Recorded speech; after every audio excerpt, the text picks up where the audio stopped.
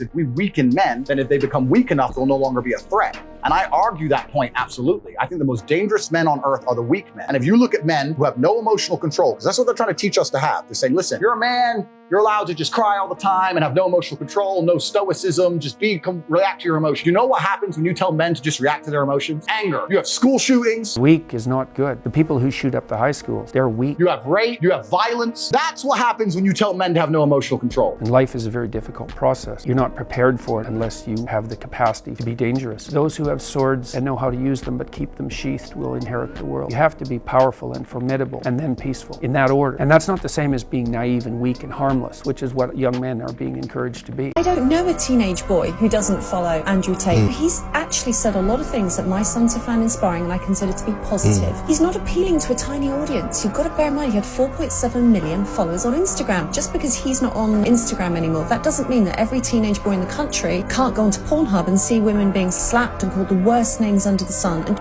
a woman who disguised herself as a man to find out how it is to live as a man committed due to the psychological scars of how difficult life was as a man. Nora Vincent, the author of Self-Made Man, has died by assistance.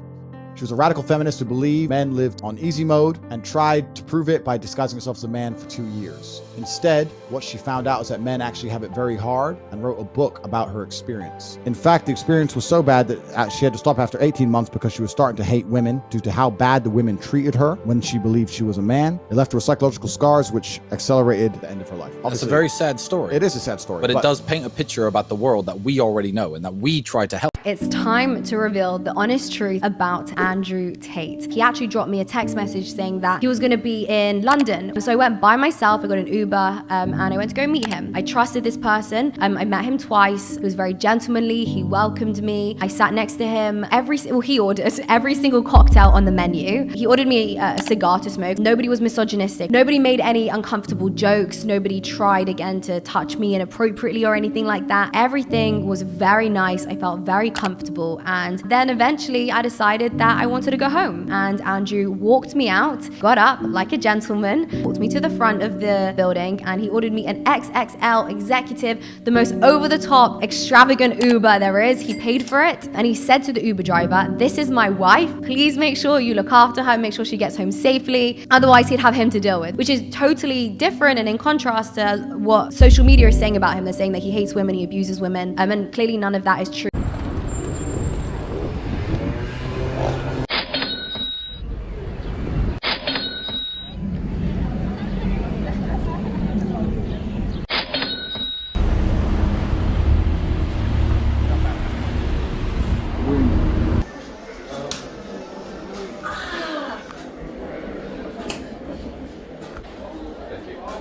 I was testing out your shoe, you see. She likes it, it's okay. They fired their biggest weapon at us. They looked at us and thought they have too much power, too much influence. Let's hit them with the most powerful weapon we have. Let's cancel them.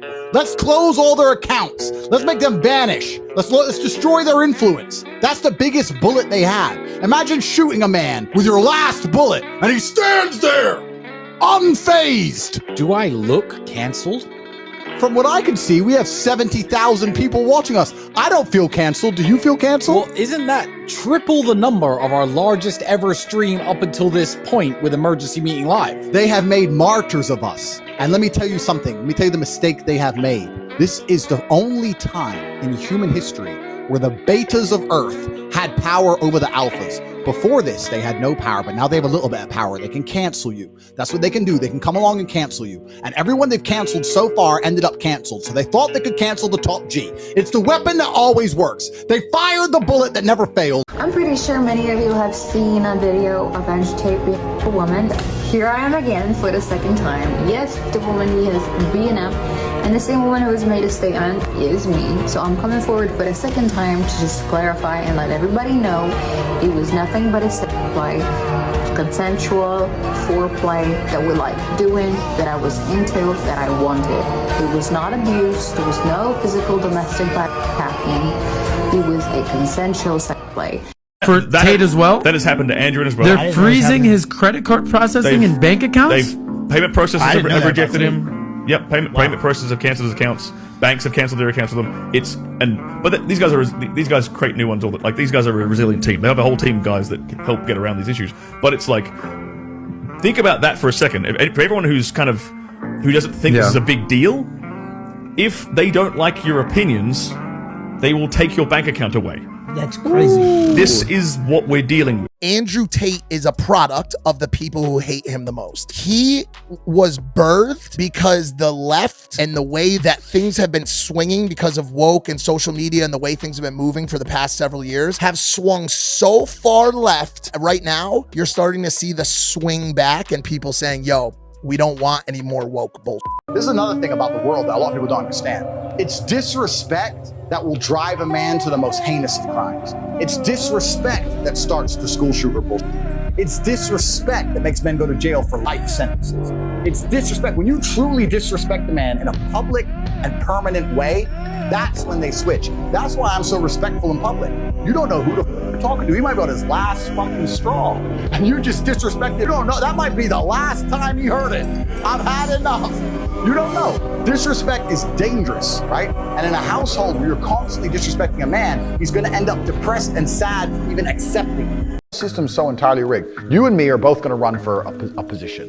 We're going to both run for, let's say, the mayor of nowhere town, some imaginary place. I've sold my soul to the devil and you haven't. So you're an honest man and you want to make the companies pay tax. I don't give a shit, I just want power.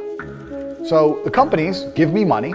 So one, I get a nicer campaign trail. Two, the companies also own all the media, so they lie about you, tell the world you're evil, like they just lied about me. They lie about you, tell all the horrible things they can, say I'm a good person. They fuck with your bank accounts, mess with you, lie with you in the media. You're trying to run your campaign. I'm fully funded, the media's on my side, tour bus, posters, Who's gonna win? I win. And then what do I do in return for the company who I sold my soul to? Don't worry about tax. Don't worry about it. We'll just tax that dude in Sunday. He'll pay the tax. The reason university is such a massive scam is because it exists in an echo chamber. It doesn't exist in fair competition. The reason universities still manage to function is because they'll give children loans to go to these schools, but you're not allowed to use the loan for anything else. If I were to say to the average 18-year-old, here's 50 grand. You can either start your own business, you can buy crypto, you can buy mentorship from you, me, another millionaire online, you can fix your house up or your parents' house up, you can buy a nice car, or you can go get a degree. And you're given the 50 G's. How many people do you think would choose a degree? None. Nobody. Zero. So they link the loan to the degree. So the choices are either don't get the loan at all or get the loan and go to school, which means that the universities don't exist in fair competition. There's no fair competition within the entire educational system. As soon as there's fair competition, nobody would choose it because it's such a terrible choice. It suffers from double inflation. It gets more expensive every year and more degrees exist every year. The value goes down, the price goes up year on year on year on year. It's a total waste of time. Tell us what your message is to young men. Yeah, so I think that being a man is very, very difficult. I think that men's issues are largely overlooked. A lot of young men growing up today that feel very disaffected. They feel invisible. The agendas that are being forced down their throats are not agendas they align with or they feel affinity to or agendas they want. And I basically just say to men, look, it's a very hard life. You're going to need to get up, work hard, go to the gym. Strong body is a strong mind.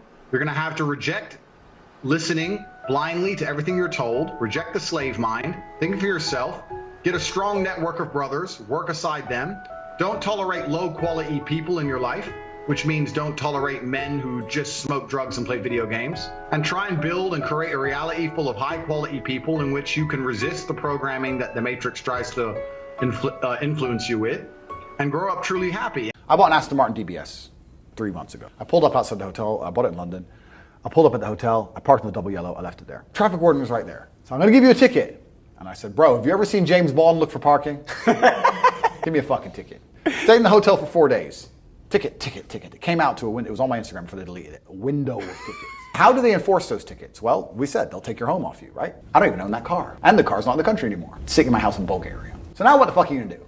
So I got thousands and thousands of pounds of parking tickets, and guess what happened? Nothing. Zero. Because I don't play by the stupid rules the Matrix tells me to play by. If I was Joe Schmo and I ignored them, I would lose my home. But me, I could turn up, tell them to get fucked, and do whatever I want. Me and my friend, we were out one night and we were talking to these two Macedonian chicks, and this little dude started running his mouth to my friend, and my friend, who's a fighter as well, threw him over a table. Anyway, we left, and before he even got up, I grabbed my guy and we got to the club and said, look bro, we're in Macedonia.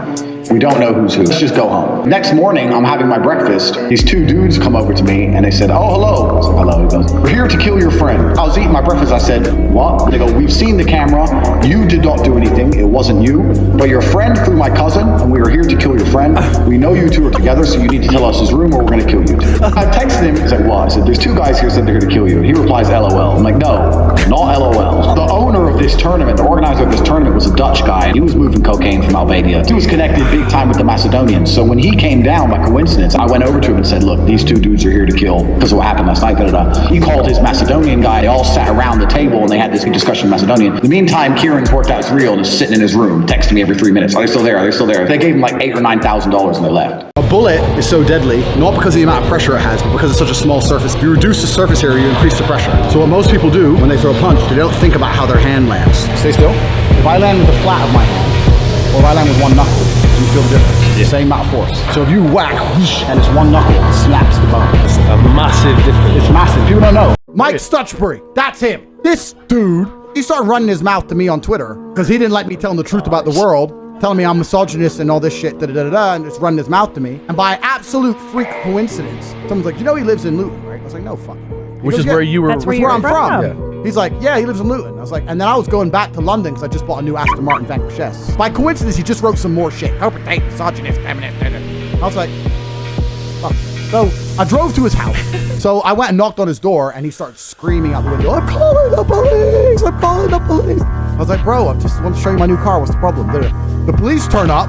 What I said was, didn't know knocking on the door was illegal. And then I got a lawyer and my lawyer's like, well, you've only been warned once. You can be warned 4 times. I was like, yeehaw! I'm coming back, Mike. I'm coming back. He actually moved house because of me. He did? Yeah, he left. What? Yeah, he moved out. Mike Stutchbury, that's him. This dude, he started running his mouth to me on Twitter because he didn't like me telling the truth about the world, telling me I'm misogynist and all this shit, and just running his mouth to me. And by absolute freak coincidence, someone's like, you know he lives in Luton, right? I was like, no fucking way. Which is where you were. That's where I'm from. Yeah. He's like, yeah, he lives in Luton. I was like, and then I was going back to London because I just bought a new Aston Martin Vanquish S. By coincidence, he just wrote some more shit. Corporate Tate, misogynist, feminist. I was like, fuck. So I drove to his house. So I went and knocked on his door and he started screaming out the window, I'm calling the police, I'm calling the police. I was like, bro, I just want to show you my new car. What's the problem? The police turn up. What I said was, didn't know knocking on the door was illegal. And then I got a lawyer and my lawyer's like, well, you've only been warned once. You can be warned 4 times. I was like, yeehaw! I'm coming back, Mike. I'm coming back. He actually moved house because of me. He did? Yeah, he left. What? Yeah, he moved out. It's 4 in the morning. The club just ended. I was in a chicken and chip shop. It's an English thing. They sell like fries and fried chicken and they're open 24 hours. Like, yeah, something like that. And there's a long line. An Audi with tinted windows pulls up. These 3 big black guys get out, push it straight in front of the whole line, go straight up to the front, cut in front of 5 people, start ordering. My girl goes to me, we've been waiting here ages. I said, shut the up. Shut the up. She goes, you're just gonna let them push in? I said, shut the up. Anyway, the man two in front of me, not this guy, the guy here, he couldn't tell his shut up. She's like, excuse me, there's a line. And the guy turns around and goes, you think I don't see the fucking line? I don't care about the fucking line. So she starts running her mouth. Bro, this dude knocked her the fuck out. Whack, clean, out cold. By the time her man looked at her and looked back up, boom, sparked, done.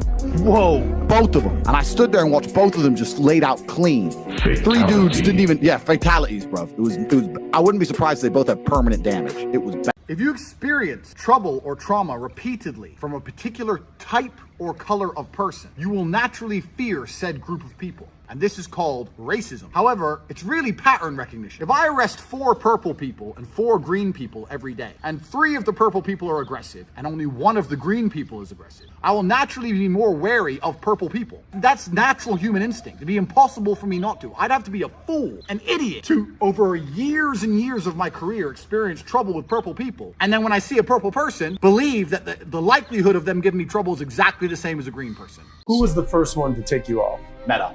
Meta was first. So Meta. Facebook, Instagram. Facebook, Insta, bam. Okay. And then it was a domino effect. Yeah, so I got a strike on YouTube, which prevented me from posting. A few hours before the YouTube strike expires, guess what happened? They banned me from YouTube. Then they banned me from Discord. Then they banned me from Airbnb. They banned me from Stripe. I can't even remember. Airbnb? It was just emails coming in faster than you could believe. Ban, ban, ban, ban, ban. Matrix presses a button, my friend, and every app on your phone stops working. Uber, you name it. Uber. Stop. You name it. Wait, you can't use Uber? Well, I can use Uber. You just start a new account, right? But oh, sorry, Uber. Catch me. But your main account on Uber was taken. They take everything. Everything. Coordinated effort all at once. Coordinated effort all at once. Every single one of them just goes no. Delete, delete, delete, delete, delete, and they come at you and they come at you with everything. And Stripe. Banks. Payment processing. Oh, and banks. UK-based banks as well. The dollar is fucked. Do you know how they calculate inflation? They calculate inflation based on a basket of goods. They go and say, oh, bread, eggs, the normal things the normal person needs, and they calculate inflation like 5.4% or some shit.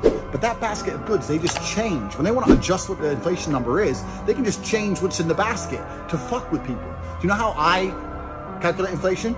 This was the price of something last year, and this is the price now. The dollar is fucking wrecked. You know what happens when the dollar gets wrecked? The rich get richer because the rich own the assets, and the price of these assets goes through the moon. The people with no assets, they get destroyed because your dollar's worth less and the price of the assets are going up. You're never going to have the ability to buy assets. You're going to get wrecked. Listen, in periods of monumental change, crisis, opportunity is the same thing. There is a monumental shift coming. You should already feel it.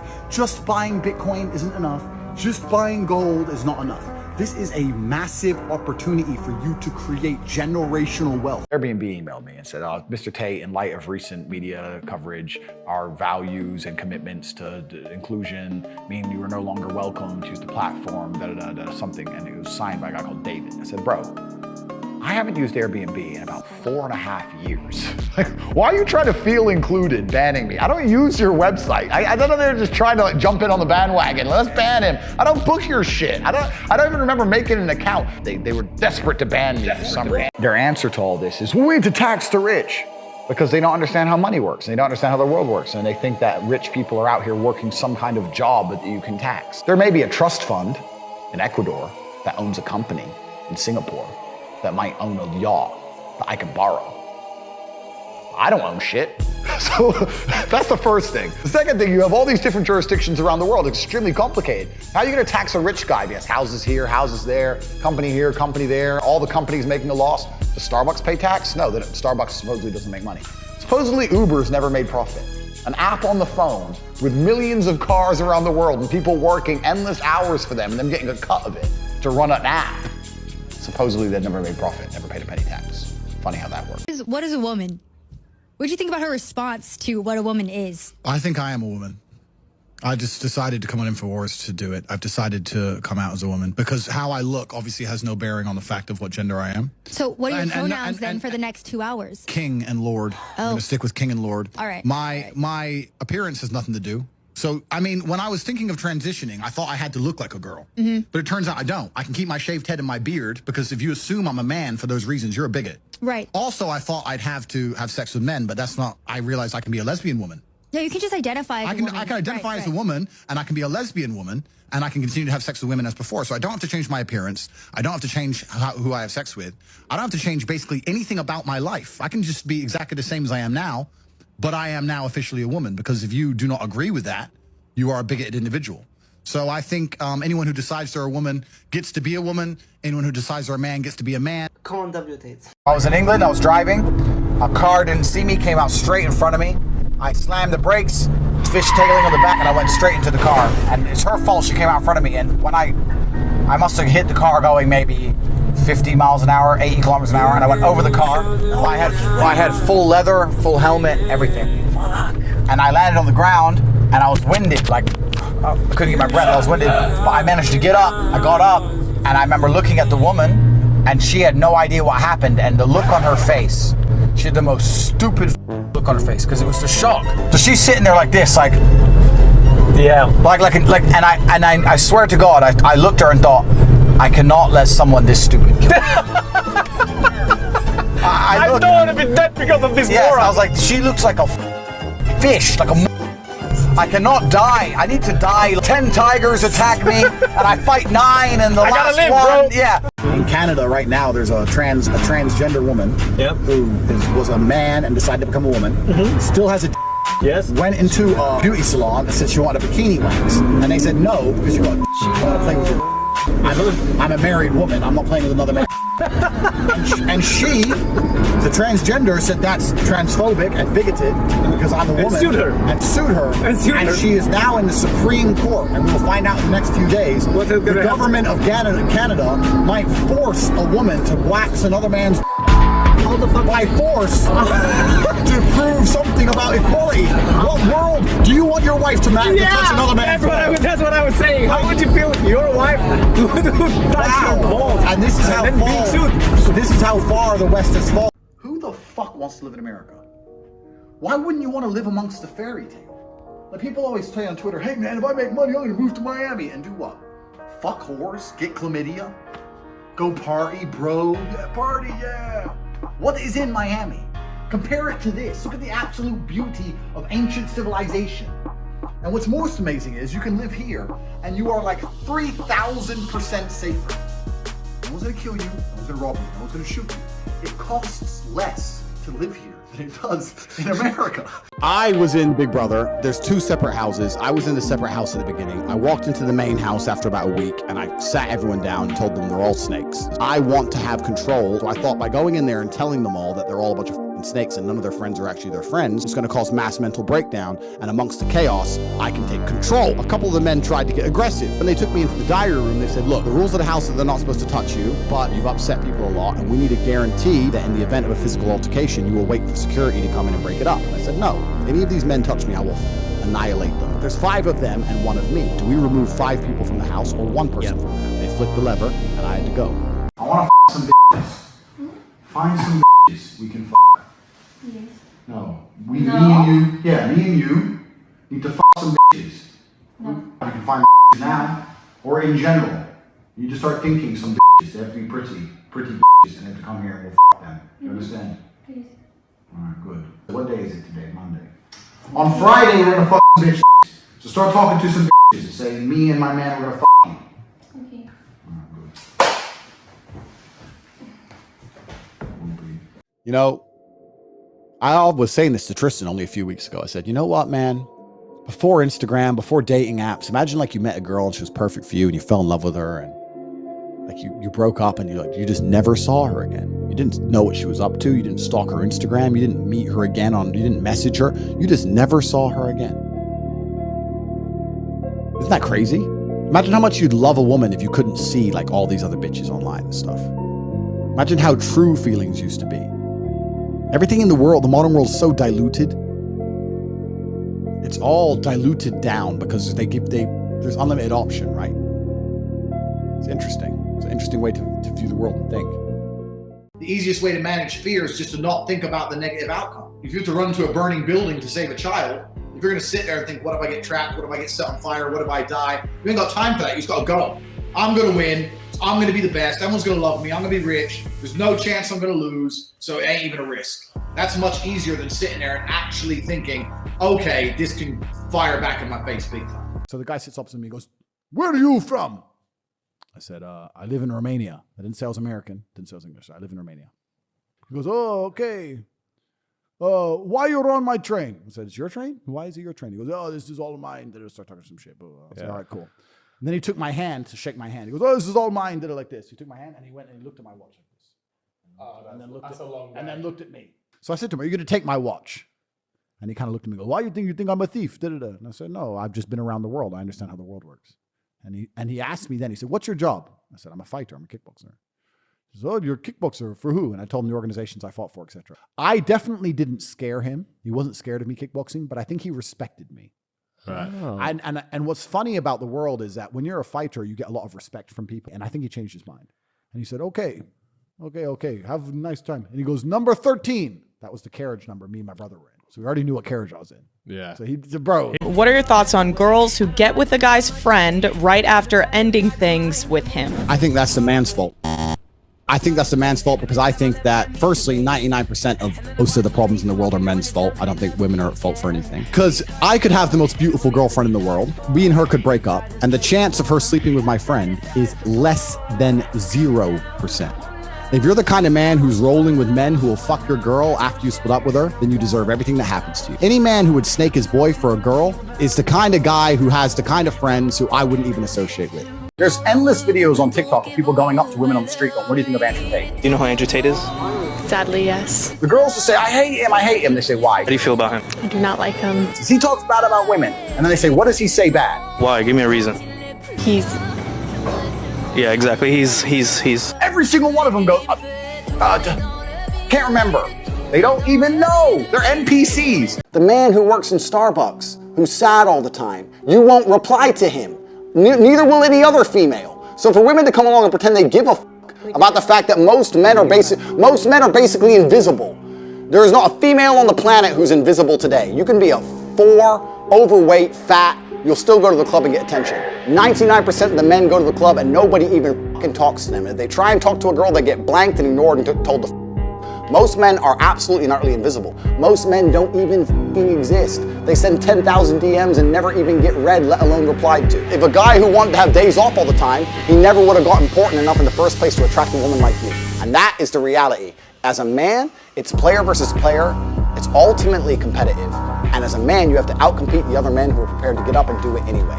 That's how it works. There's no such thing as saying, I'm sad, I need 2 weeks off. Not as a man if you want to be important. Maybe as a chick, you can always put more foundation on and be hot again. Great.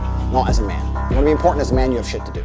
People always say to me, hey, Tate, are you okay over there? There's mafia and stuff. And I say, look, you live in London. Don't worry about me. I'm fine. Bucharest, the capital city, is extremely safe. Really? It's extremely safe. Now, I'm not going to lie to you. Yeah, there's mafia. But the mafia boys are not interested in your wallet. Like, the chance of random violence is statistically 0. If you have a big mouth and make big enemies, you're gonna go missing, right? But that's the same nearly anywhere in the world. If you're gonna run around running your mouth, you can do that here in Miami, you'll get in trouble, right? If you show people respect, the odds of random violence in Romania is basically 0. I was in a taxi and it was 3 in the morning and these 2 girls were walking, we were in the taxi and they were walking through the park and I said, I still find it very strange that girls walk alone at night here, everywhere, and there's no problems. And the taxi driver said to me, yes, but they're Romanian girls. A Romanian wouldn't hurt a Romanian girl. As in, it's like, why would someone hurt her? Because we're all Romanians. That's completely gone from the West. So that was like mind-boggling to me. But then also, if the police stop me or something, I am treated with additional suspicion. I had a man message me, a man emailed me saying that he was going to kill himself. His email was so short that I believed him. Subject was, I'm going to kill myself. And the thing is, I know you won't reply. I'm going to kill myself. I don't know what to do. That was the email. And I sat there and said, listen, my friend, I get a lot of emails. I don't know how serious you are. I want you to make me a promise. I'm going to guess that you're not in the best physical condition you could be in. I want you to make me a promise that you're going to get a 6-pack first and send me a picture of you with a 6-pack. If you still feel like killing yourself after that, I don't know you. I can't tell you what to do. But I want you to get a 6-pack first. Start training. By the time he started sending me physique updates of him in a better condition, he started sending me huge emails of apology and thank you, saying you saved my life. I can't believe I was thinking of killing myself. You can't believe he changed. Gentlemen at home, if you have to talk, but you're not allowed to talk about movies, music, YouTube, interesting things, not even me, you're not allowed to talk about any of it. You talk about your own experiences, things you've done, and your true thoughts and opinions, which you have built on the back of personal experiences and amazing stories and things you have done. You're going to run out of shit to talk about pretty fucking quick because you ain't done anything. I can talk about the time I was arrested in Transnistria, the time I was robbed in Jamaica. I can talk about being a world champion kickboxer. I can talk about all the problems I went through to try and make my first millions. I can talk about the last yacht I was on with 30 girls a few fucking weeks ago. I can talk about things I have done, the real me. What are you gonna talk about? I went to work and and we partied this one night. I went to Ibiza and I drunk a bunch of drink one time. Your thoughts are useless. When's the last time you said something insightful? When's the last time you were having a conversation and you said something to someone and they stopped and went, whoa. Never thought of it that way. Because that's what happens to me all the time. When I talk to people, they say, wow, I never thought of it that way. Wow, that's really interesting. When's the last time you made somebody think? Can cowards tell you to have courage? Can atheists say, God help me? Can narcissists say, I love you? Well, then can dictators say freedom? In the olden days, when men revolted or men rioted, governments changed. Like, things happened. Nowadays, when the vegans go rioting, who gives a shit? No one. And I say this because living in Eastern Europe, where men are still men, the reason they don't have any of the immigration or refugee problems is, if they tried that shit over there, if they even tried it, they wouldn't last. Like the men would just go and say, you killed how many of our children? They'd be gone overnight to fuck them up. I'm not saying it's right. I'm telling you what would happen. I'm not saying it's correct. I'm not advocating it. I'm not saying we should do it. I'm telling you what would happen in these countries. In our country, we're like, oh, well, let's just hope no one says anything racist. That's all they give a shit about. And this is what happens when you remove the warrior instinct from men, you remove the warriors of society, and a society will buy any bullshit you throw at them. No matter what you do to them, they'll lap it up. My father died on October 17th, 2015. He died playing chess at a chess tournament, which is the best possible death I could have wished for him. He died in battle as he should. He was a warrior his entire life. He was playing a tournament. It was his third game. He won his first two. He stood up to go bathroom, came out the bathroom holding his chest and said, someone call an ambulance. He collapsed. The ambulance came very, very quickly. I think they arrived in like 4 minutes, but they couldn't resuscitate him. He died at war, as a man should, and that's the best a man can hope for. I hope that I also die in battle or doing what I was meant to do on the planet. My father died with absolutely no money. My father's mission was so important to him, it was almost beyond money. He died with $12 in his pocket, and that was it.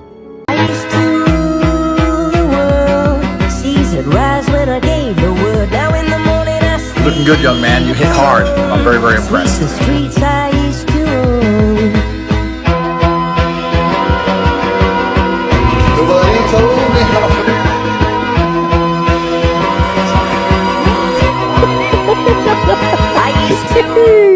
I knocked my own friend out once. I knocked my friend out. So sparring or like... no, for real. So I was at my girlfriend's house. I'm about 21. I've got so many stories that make me sound like a psycho. I'm at my girlfriend's house. I'm 21. Anyway, her ex comes over with 5 of his friends, and they had hammers. He's mad I'm with this chick. I'm with my boy, and I'm like, what should we do? My friend's like, what should we do? What should we do? It's like, listen, this has been going on a while. He's been texting me that there's been a problem. Let's go out. Let's just deal with it. So I go out with my friend, and the ex goes to me, listen, starts threatening me with the hammer. You just have to apologize. He wanted me to say sorry for taking his picture. So I ain't saying sorry to you. Because if you capitulate, it gets worse, right? So I was refusing to say sorry to you. And my friend next to me goes, well, why don't we just say sorry? You're on, it's 5 against 2, and now the guy on my team is acting like a coward and inspiring the enemy. I turned around and punched him so hard in his fucking face. Wow. I knocked my own friend out cold. And you know what those 5 dudes did after that? Shit. But I just want the world to know in my final statement that if you're a supporter of mine, and I know most of you are, please explain the truth in a respectful manner. Telling these hate-filled people that they're wrong and calling them names won't help. These people are not happy people, because happy people don't act that way. Tell them the truth. Show them that the content is out of context. Show them the long format content. Say all the ways I've helped you. And I really believe by being a genuinely professional, logical, positive person, you guys can change public consciousness for me. And time is a beautiful thing. It's amazing how things change with time. And in the meantime, I'm going to enjoy my fantastic life, which I've managed to build with all of the tenacity and mental strength that I try and teach my fans. You know how to reach me. And I'll finish with a quote from my late father. My unmatched perspicacity, coupled with sheer indefatigability, makes me a feared opponent in any realm of human endeavor. Do you know who tells men that they need to be strong and they're not allowed to be weak? Women. Because if you decide to be weak, women won't choose you. Women set the rules. Women decide they want men who are big and strong. And women have unfair expectations on a man's height, which he can't change. Even an average woman is out there who wants a rich guy with a nice car, a nice apartment. All the women set the rules. And then when I tell the men, look, that's what the women want, let's give them what they want, I'm a misogynist? And then they want to cancel me and then try and pretend that I'm bad for the world? I am the best thing that's happened to men's mental health in recent times. There's no one else out here. I didn't put a spell on the world. I didn't do any magic. I just spoke about the issues that men have been feeling for a long time and no one was fucking talking about. I stood up and actually started talking the truth, and they want to pretend they care about men's mental health while silencing me. They don't care about you. The Matrix doesn't care about you. They would rather you be depressed and sad than have advice from someone like me who's going to tell you to grow up and be strong and find a woman and love her and take care of her. It's extremely difficult to be a man. It's very, very hard to go out there and become important as a man. You have to work your ass off. It was hard. It's hard, bro. You need to get in the gym. You need to get money. You need to be smart. You need to be charismatic. You need to be interesting. You have to have a nice house and a nice car. You need to be funny. You have to learn all these things. And I'm out there telling guys, look, It may not be fair, but that's the way the game works. I will teach you how to do it. You're not going to be important unless you go out there and make yourself important. I'm going to motivate you. I'm not going to try and tell you it's okay to be weak. I'm going to say, no, you need to be strong. I'm going to tell you how you can do it. Here's how you get a strong mind. I'm trying to help men not feel depressed anymore, because that's what I do. I get thousands of emails a week from men saying I've helped them with their depression, changed their worldview, their life's been better, their marriage is better. My son is now going to the gym because of you, Andrew, after he watched you on TikTok. I am helping so many people, and they pretend they care about men's mental health, and then they look at me and go, nah, we don't really care about men's mental health. Silence him, and let's give them someone else to watch who they don't feel affinity to. Most females don't respect how difficult it is to become a high-value man, because to become a high-value man, you need to be funny and smart and charismatic and interesting with stories and strong and rich. Whereas to be a high-value female, you need to be hot. If you're nice, it's a bonus, but it's not even that necessary. That's it. If you go to Monaco and you see a yacht and you see a man on that yacht, he had to work his entire life and network his entire life and get up early and deal with stress and tax problems and police problems and work his ass off to buy that boat. What did the girl have to do? The girl who's on that boat, the 19-year-old, she had to get a message on Instagram. Boom. I knew a girl who was exceptionally pretty. She was from Moldova. She married a prince in Dubai. I spoke to her. I said, how is it? She goes, oh, it's amazing. She sent me a picture of her with the tigers. I'm living with these tigers, and I get to stay in the house, and I drive his McLaren, and my life is great, and blah, we're going to have kids soon, da-da-da-da. And I'd say, oh, like, so what's it? Is he there much? She's like, no, he's not here. He's always away working. He has royal duties, blah, blah, blah. I spoke to her again 6 months later. She goes, oh, I'm miserable. It turns out he wasn't working. He's sleeping with all these other girls. Anyway, the point is, then she started saying, I feel like I'm a prisoner. I can't go anywhere. So her perfect dream life, the same scenario changed based on her feelings for the man. It went from the perfect setup to a prison based on her personal feelings for the man. And this is why it's so dangerous to be a man nowadays. Because in my scenario, I can have a girl who works for me, who's in love with me and enjoy everything. And as soon as she finds out I don't want to be with her in a long-term way, then she can sit and say, he forced me, and they will change. When I sleep, I put the war room cameras on my TV. So if I hear any noise and I wake up, I can check the cameras, who's where. So check this. You try and break into Tate's house, right? I'm sleeping. Bitches. 3 bitches. I wake up. I hear a noise. Check the cameras. I see people. I can reach for the Glock. I can get up and say, you know what? Them motherfuckers want to fucking go. You want to go? Let's go. I swear, the day you see me walk outside, this is the watermelon sword. Remember the watermelon sword? Yeah, I do remember the watermelon sword. Here it is. And I'll go watermelon on your ass. I come up naked in my underwear. Try me. You could try me. I knew some very important guys in Romania, and one of the main sponsors is this casino brand. And this casino brand is owned by 3 brothers. The typical Eastern European mafia. Imagine a fat, bald cigar, exactly like you'd imagine them to be. I overheard them say something like they turn over like 18 million a day. Ridiculous. And I went to them and I said, look guys, I want to open a casino. I want to get involved in this money. And they're like, why do we need you? I came up with this plan. I'll open up, so it'll cost you no money to be involved. I'll give you a percentage of turnover. Even if it makes no money, you're making money. It's pure turnover. And I'll open up directly next door to your number 1 competitor in Romania. At worst case, it annoys number 2 in the country. And they agreed. I started to make a lot of money. And for about 6 months, I was top of the world. Another group of people who I give money to, you're not going to believe this, are the African scammers who email. If you're going to send 10,000 emails and most people are going to ignore you and a few people are going to reply and make fun of you, you're going to do that all day, every day. That is a full-time office job. When I get those emails, I hit them up and say, look, cut the bullshit. You're not a fucking banker and you're not some hot girl who wants to bang me. You're probably about 17, sitting somewhere in Nigeria and you're broke. I'm going to send you $30 if you admit it. Sometimes they come back and say, no, Mr. Tate. But a lot of the time they go, yes, please help me. Cool, I'll send you $30. I spoke to one dude, some Nigerian dude worked at a plastic factory. He made $45 a month shifting through plastic. I said, here's 3 months' wages, sent him $150. He's never been so happy. He added me on Facebook, he calls me his brother, changed his last name on Facebook to my last name. When my dad died, on the anniversary of my dad's death, he did a whole tribute to my dead dad. All this shit for $150. People always say to me, hey, Tate, are you okay over there? There's mafia and stuff. And I say, look, you live in London. Don't worry about me. I'm fine. Bucharest, the capital city, is extremely safe. Really? It's extremely safe. Now, I'm not going to lie to you. Yeah, there's mafia. But the mafia boys are not interested in your wallet. Like, the chance of random violence is statistically 0. If you have a big mouth and make big enemies, you're going to go missing, right? But that's the same nearly anywhere in the world. Is going to run around running your mouth. You can do that here in Miami, you'll get in trouble. right? If you show people respect, the odds of random violence in Romania is basically zero. I was in a taxi and it was 3 in the morning and these two girls were in the taxi and they were walking through the park, and I said, I still find it very strange that girls walk alone at night here, everywhere, and there's no problems. And the taxi driver said to me, yes, but they're Romanian girls.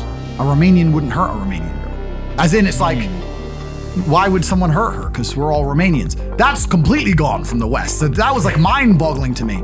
But then also, if the police stop me or something, I am treated with additional suspicion. A girl who doesn't really want to give you her phone number will happily give you her Instagram. Instead of trying to get the phone number, which can be a little bit awkward. You talk to a girl for 5 minutes, say, oh, what's your phone number? They can be a bit like, oh, they don't want to give it out. If you say, I'll tell you what, it was really nice talking to you. You're beautiful. I want to follow you on Instagram. Not give me your Instagram. I want to follow you on Instagram. A girl doesn't say no to that because they let anyone follow them on Instagram. Anyone can follow them on Instagram. So what I'll do is I'll say, oh, it was really nice talking to you. Yeah, you're really beautiful. I'll tell you what, I want to see your face again. I'm going to follow you on Instagram. What's your Instagram? Follow them, click message, and then what I'll do, go camera, and like get and do a selfie, a stupid picture, and send it to her message. And she'll laugh. I'll say, now you know who I am. I'm going to message you later. I'll also say I'm going to message you later to get some kind of verbal agreement. Oh, okay. And what they'll reply is instinctively, oh, okay. And then when you message them, they feel more compelled to reply. Well, I agreed to message it. If you study hard, you can be a doctor. Go study medicine. Study, study, study. Give up your whole life in school. Then you get to be a doctor. You can't even buy a motherfucking sports car. When you see a man like me at 3 o'clock on a Tuesday morning at a gas station in a $400,000 sports car, I get out of the Lambo, there's a bitch in the front. I get out and putting gas in. Do you look at me and go, he studied really hard in school? Or do you look at me and think, drug dealer? You think drug dealer because you understand you must break the rules to make money. I always park in disabled bays. I'm not a bad person, but I'm a quick person. Most people are slow and stupid. I'm fast. There was no people in wheelchairs trying to use this space in those 45 seconds it took me to buy this. So no one loses. But last time I took one of these spaces, someone goes, excuse me, are you disabled? And I replied, I am actually. And their face was like. Have you not experienced mental health? No. Zero. Okay, so how do you cope with stress and situations? If I'm stressed or I'm frustrated, then I understand it's my time to perform. And I agree that society puts huge pressure on men. As a man, you either perform or you don't. There's no safety net like there is for females. Females can wake up and say, I don't feel like it. The men who say I can't feel like it cannot compete with the men who do not say that. The man who goes to the gym every single day, regardless of how he feels, will always beat the man who goes to the gym when he feels like going to the gym. Let me tell you something. As much as you want to sit here and disagree with me, it's women who decide who the winner is. You could wear a t-shirt saying Jesus is gay right here in Croatia, a Christian country. You will make it out of the country alive.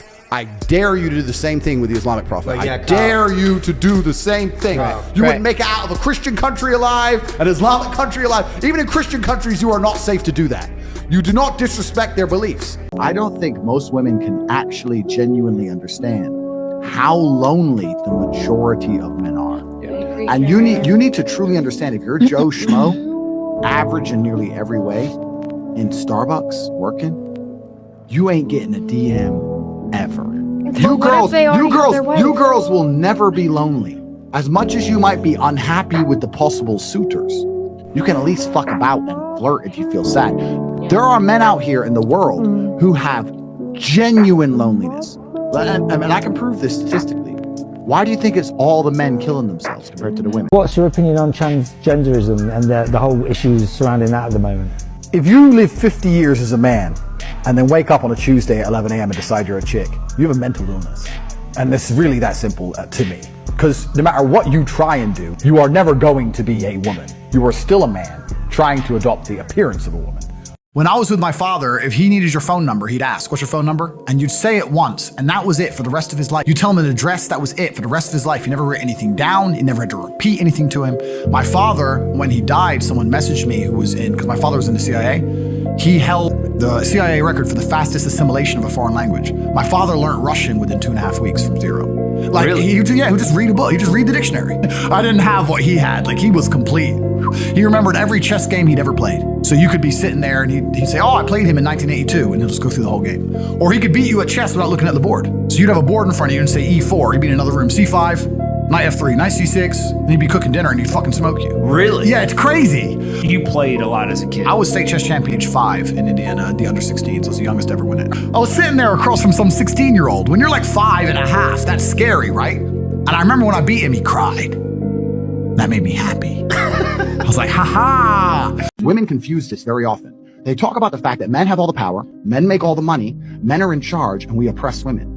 Let me make something very clear to you. Okay. Firstly, you're confusing 1% of men with all men. The majority of men have no money, no power, no sex from their wife, Facts. no fucking chance in court. They can't even keep their house. They won't get to see their kids, and they don't. So most men, their life sucks. That's the first thing. The second thing, when a man gets up at 4 in the morning to go carry garbage to earn a good wage, he ain't thinking, I'm gonna do this so I can oppress that bitch because she's broke. He's doing it thinking so I can provide for my family, so my woman can stay at home and raise my kids and have nice nails while I'm out here carrying trash. You go to a coal mine, those dudes are not down there thinking about oppressing women. They're down there thinking about providing for women. Now, I'm not saying that there's not bad apples, but in general, us men are prepared to take on more bullshit to protect you than you would possibly believe. And in the modern world, they've spun that. Feminism spun that. Men make all the money. You women need more money because men make the money and men are in charge and men have the good jobs. Men are out here giving up their fucking life for you chicks. Women confuse this very often. They talk about the fact that men have all the power, men make all the money, men are in charge, and we oppress women. Let me make something very clear to you. Okay. Firstly, you're confusing 1% of men with all men. The majority of men have no money, no power, no sex from their wife, Facts. no fucking chance in court. They can't even keep their house. They won't get to see their kids, and they don't. So most men, their life sucks. That's the first thing. The second thing, when a man gets up at 4 in the morning to go carry garbage to earn a good wage, he ain't thinking, I'm gonna do this so I can oppress that bitch because she's broke. He's doing it thinking so I can provide for my family, so my woman can stay at home and raise my kids and have nice nails while I'm out here carrying trash. You go to a coal mine, those dudes are not down there thinking about oppressing women. They're down there thinking about providing for women. Now, I'm not saying that there's not bad apples, but in general, us men are prepared to take on more bullshit to protect you than you would possibly believe. And in the modern world, they've spun that. Feminism spun that. Men make all the money. You women need more money because men make the money and men are in charge and men have the good jobs. Men are out here giving up their fucking life for you chicks. I have an argument with a feminist, and she was saying that we need to teach men not to rape. And I said, my dear, I love how idealistic you are, but I am realistic. Men are already taught not to rape. She's like, no, we need to go and change language at school and rewrite history and do all the shit they're trying to do to make men weak because they think that weak men don't rape. But I said, no, people already understand that rape is wrong. Unfortunately, human nature, some people don't care about doing wrong things. We should teach people not to steal, but they still steal. Would you agree that everyone says don't steal? The Bible says don't steal. The Quran says don't steal. Schools say don't steal. Everyone says don't steal. People still steal. So if I were to take $1 million in cash and walk down the street at night in the worst part of town holding it, to a degree, I would have some responsibility. When I got robbed, the police would come and say, why did you do that? People would say, Andrew, why did you do that? You have to protect yourself from things. You can't just rely on the ideological hope that other people in the world are going to be perfect and infallible, or that the law is going to prevent it. You have to say, no, I can't walk through the ghetto at 2 in the morning with $1 million in cash. I take personal responsibility. You know what fucking let me down? I swear to God, someone sent me a clip of Logan talking about his brother Jake. I want to be the light heavyweight champion of the world, and I will become the light heavyweight champion of the world. I think that's crazy. You being the world champ in boxing is really hard for me to wrap my head around. I've seen that clip. I remember you being a very average kickboxer, telling me you were going to be the world champion. And what did I say? You are going to be the world champion. You are going to be the world champion. And did you become the world champion? You know, what kind of brothers killing each other that way? And that's a dig to Logan, not Jake.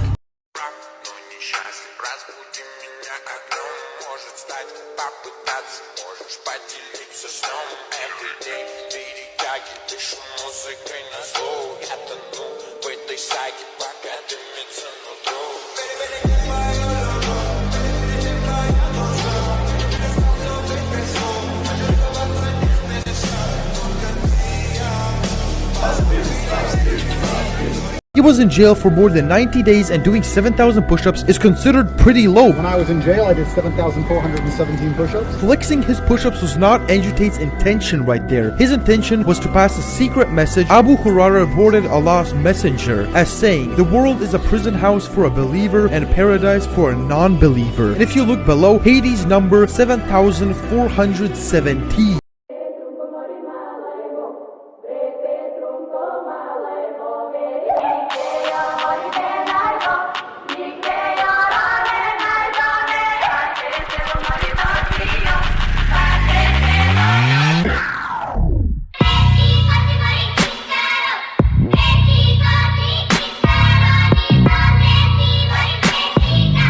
I just want you to look at Tristan's eyes, and then I want you to look at Andrew Tate's eyes. There is Tristan. Look at Andrew's eyes.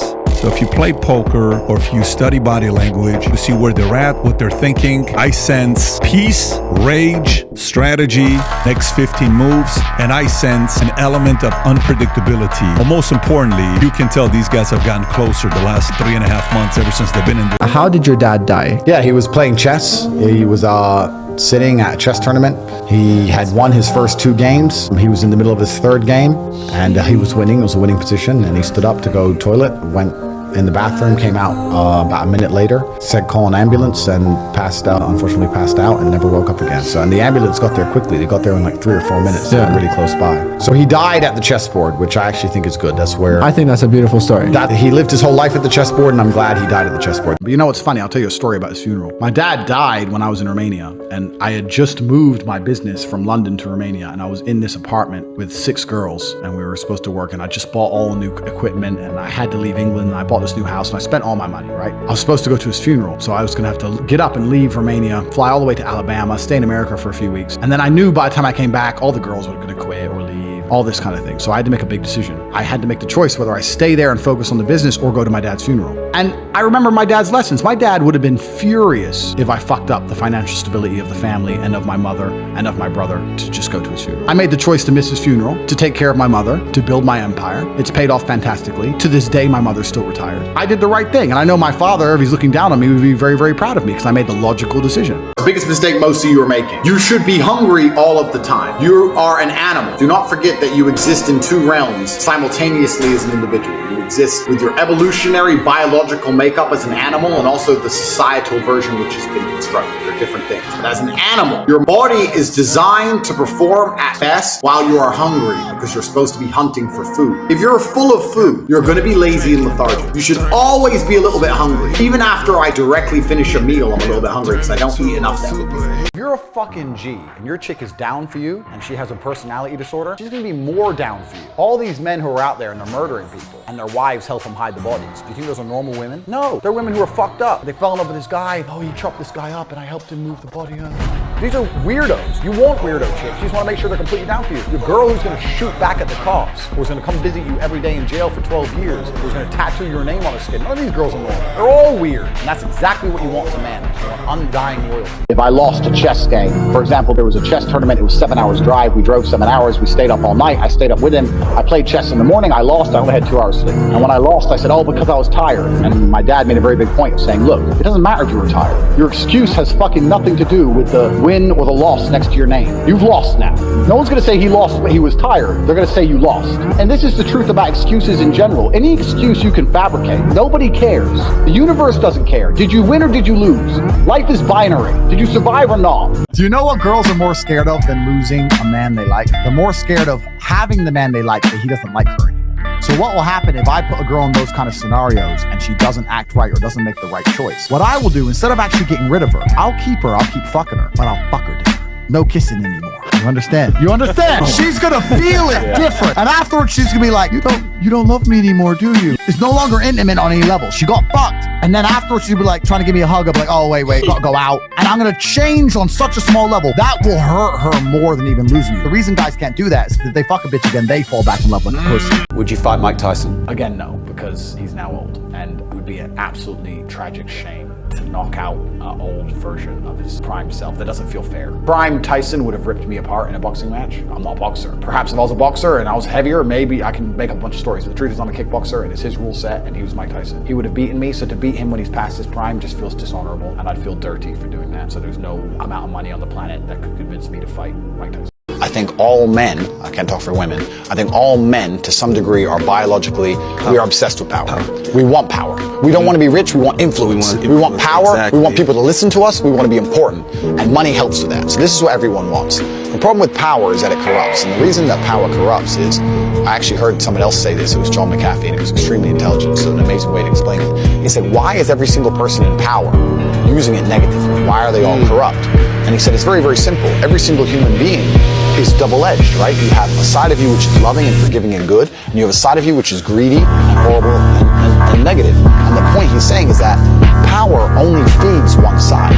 You can be a loving loving person. You can be a good person. power. You can do all that without power. Your enemy is the version of you which doesn't take shit. Your enemy is the version of you which goes to the gym every single day. Every single time you go to the gym and you haven't done that one extra rep, he did. Every single time you don't feel like doing something, you think, yeah, but he would do it. He should be crossing your mind with every single thing you do. Most men can't raise their voice. They can't raise their voice at their job, they'll get fired. They can't raise their voice in their house. The woman's be like, who the fuck you yelling at? Most men are going through life putting on a face they don't want to put on, saying things they don't want to say, repeating things they don't believe.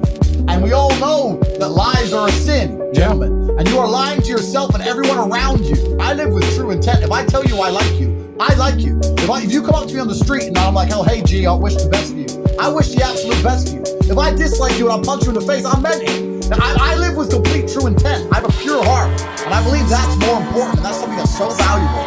Most men don't even know how that feels. So God just broke your heart on purpose to show you that the way you're living your life and the man you are simply are not good enough. What have you changed since? Fucking nothing. You think God's going to forgive you for no reason? You think God's going to go, it's fine. He hasn't learned his lesson. He hasn't changed. He isn't even trying very hard. He's not up early in the gym. He ain't doing nothing. It's fine. Let's just let him fall in love and let's make sure the girl doesn't fuck someone else on OnlyFans this time. No, sir! This is going to repeat endlessly. It's a cycle that will not fucking change until you take the message from God and become the man you're supposed to be. God loves his creations, which show him their true potential and beauty. People look at my life and they, especially, you're right, with the marketing, they see the cars, they see the boats, they see girls, etc. And they're like, oh, wow, he's living this crazy life. And then they get around me and realize that, yeah, we're on a boat. Yeah, there's hot girls. Yeah, it's a yacht. But I'm on my laptop and I'm working. That's it. That's all I want to do is run the empire because it gives me a sense of purpose. So it sounds boring to say, but all I do is work, my friend. That's it. And it's kind of funny because people say to me, like, what's the secret to getting rich? And I'm like, it's easy if you don't do anything else but work. Truly, it's hard work. You need to be able to work endless hours. It's extremely competitive. You need to be able to work as harder than the other guys.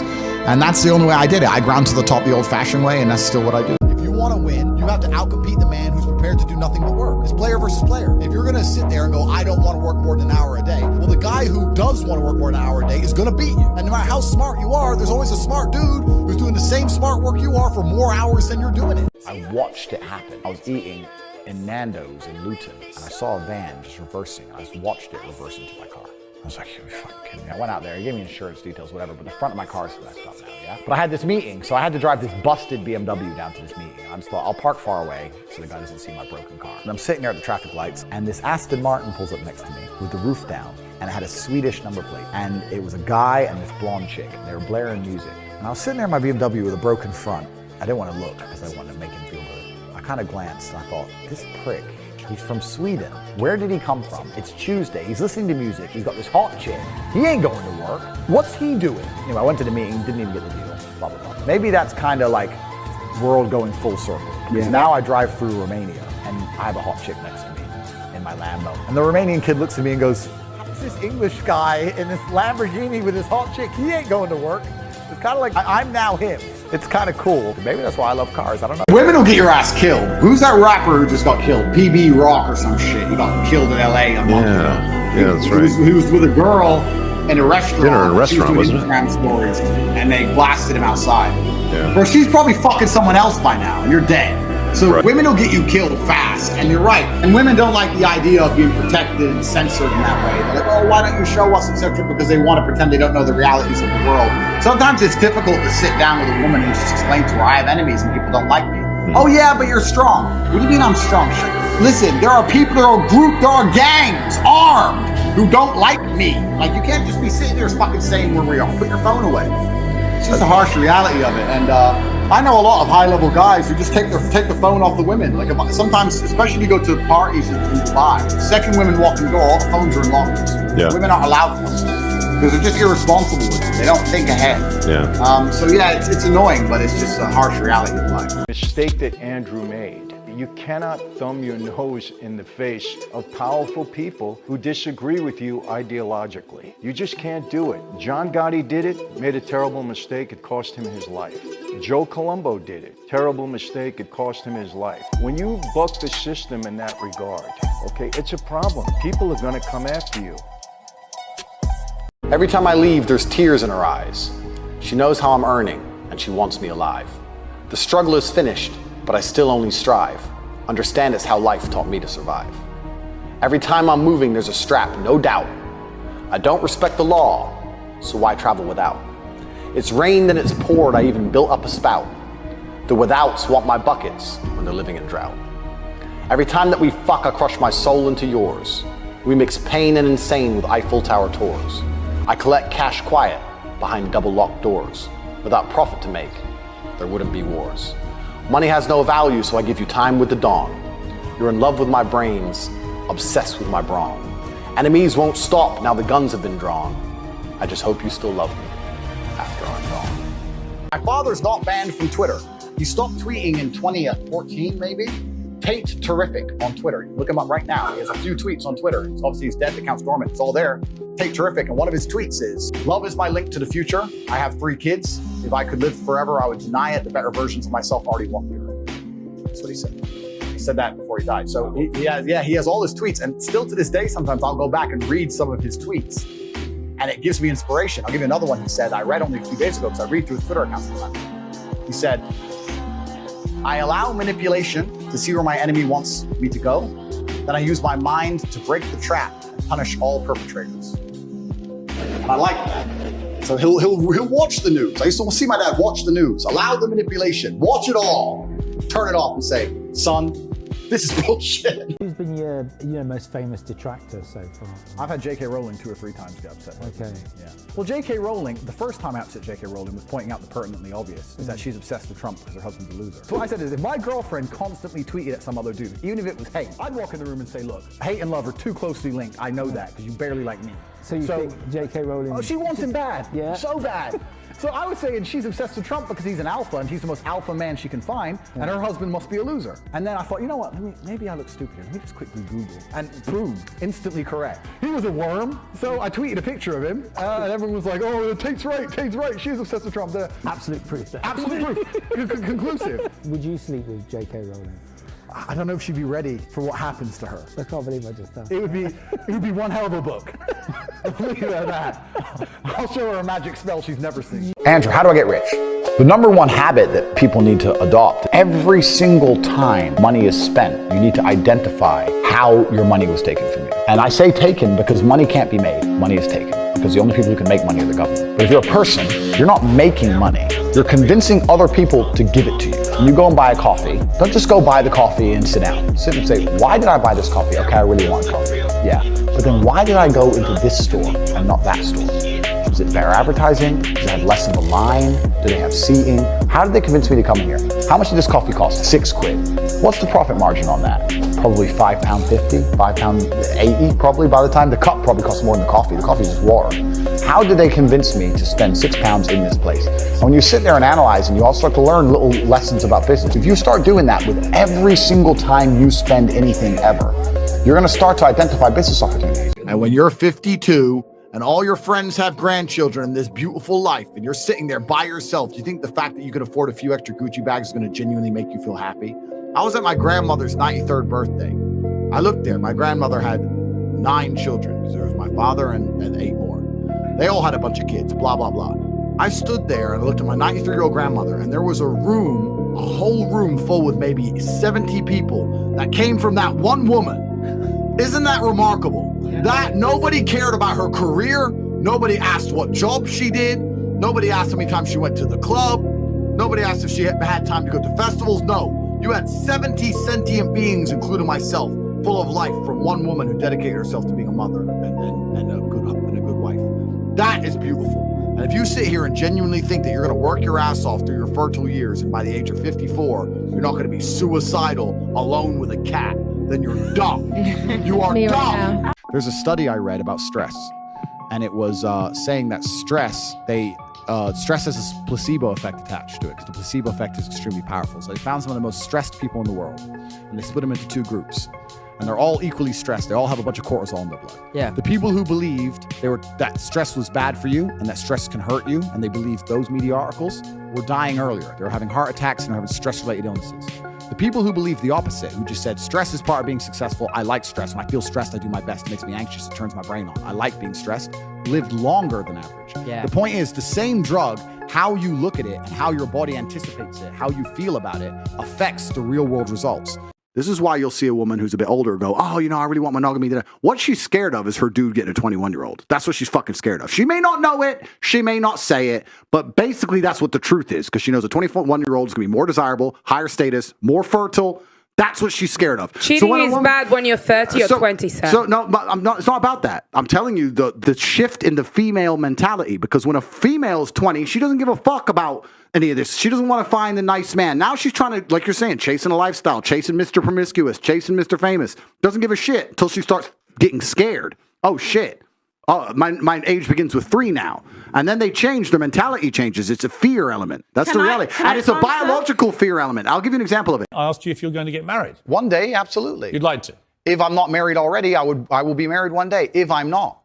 Well, you might be secretly married. I could be married, correct. Why would you not tell me either way? Why would I advertise to the feral psychopaths of the world who have tried their very best to destroy me for an opinion about my private life and the things that are most sacred to me? Why Well, you would think I do if that? you said you were married, everyone would hate you? I don't know about people hate me. It's about me understanding that I'm a hard target, but I am very, very protective of the people I care about. Right.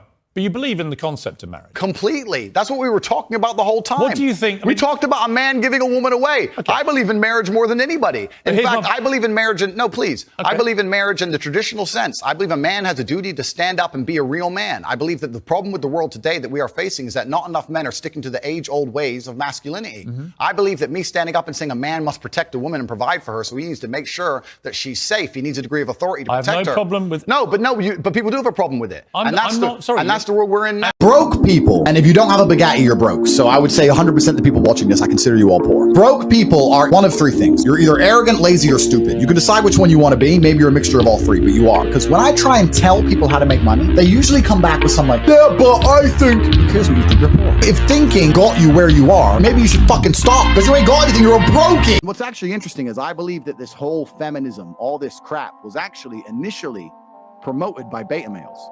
I don't know at what point in history, but my theory, which I have a lot of, but my theories tend to be correct.